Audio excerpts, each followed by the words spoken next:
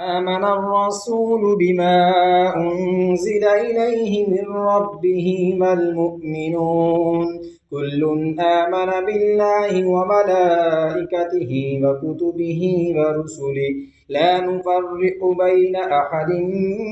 من رسله وقالوا سمعنا وأطعنا غفرانك ربنا وإليك المصير لا يكلف الله نفسا إلا وسعها لها ما كسبت وعليها ما اكتسبت ربنا لا تؤاخذنا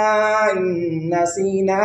أو أخطأنا ربنا ولا تحمل علينا إصرا كما حملته على الذين من قبلنا ربنا ولا تحملنا ما لا طاقة لنا به واعف عنا واغفر لنا وارحمنا أنت مولانا فانصرنا على القوم الكافرين.